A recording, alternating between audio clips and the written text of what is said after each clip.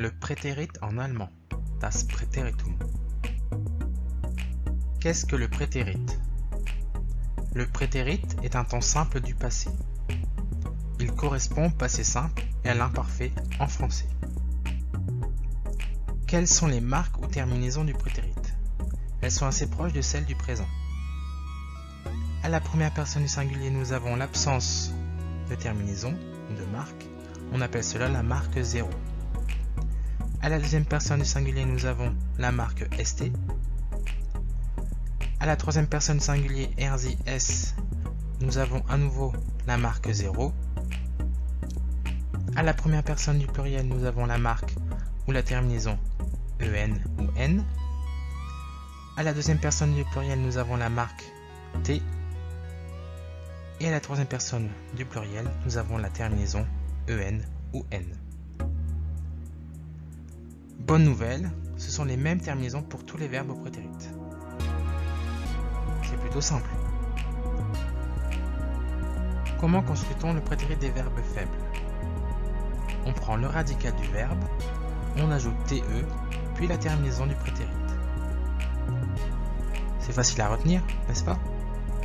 Prenons un premier exemple. Geige spielen, jouer du violon. Une première phrase d'illustration. Damals spielte Elina dreimal pro Woche Geige.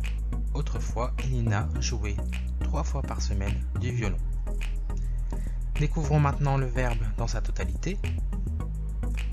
Ich spielte Geige, du spieltest Geige, sie spielte Geige, wir spielten Geige, ihr spieltet Geige, sie spielten Geige.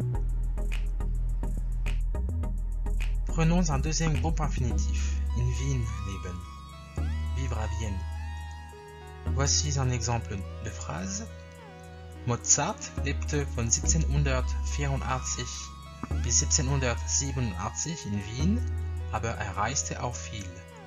Mozart vécut de 1784 à 1787 à Vienne, mais il voyagea également beaucoup.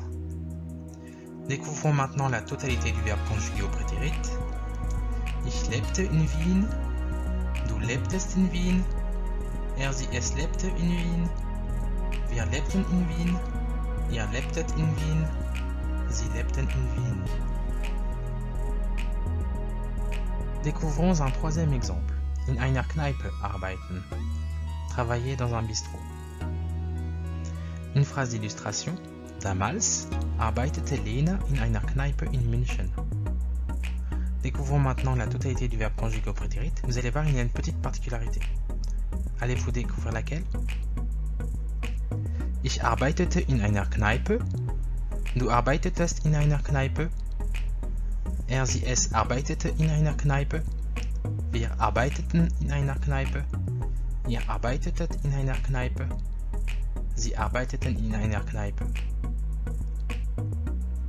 Vous l'avez peut-être remarqué, pour les verbes ayant un radical se terminant en T, D ou par une consonne suivie d'un N ou d'un M, exemple CHN, GN ou TM, on ajoute un E intercalaire. Comment construit-on le prétérit des verbes forts? On prend le radical fort et on ajoute la terminaison du prétérit. Ça a l'air simple, mais il faut quand même connaître par cœur ces verbes forts. Voyons un premier exemple avec le groupe infinitif ins Museum gehen, aller au musée. Une phrase d'illustration. Früher ging ich oft ins Pergamon-Museum in Berlin. Auparavant, j'allais souvent au musée Pergame à Berlin. Découvrons maintenant la totalité du verbe gehen au prétérit. Ich ging ins Museum, du gingst ins Museum, es ging ins Museum, wir gingen ins Museum, ihr gingt ins Museum, sie gingen ins Museum. Deuxième groupe infinitif, den König treffen, rencontrer le roi, avec son exemple. Mozart traf in Versailles den König Ludwig XV.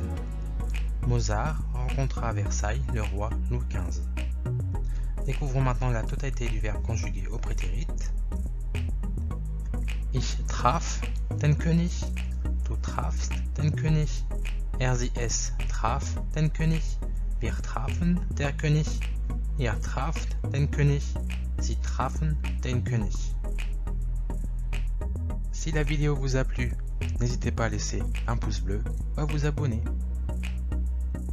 Viel Spaß, tschüss.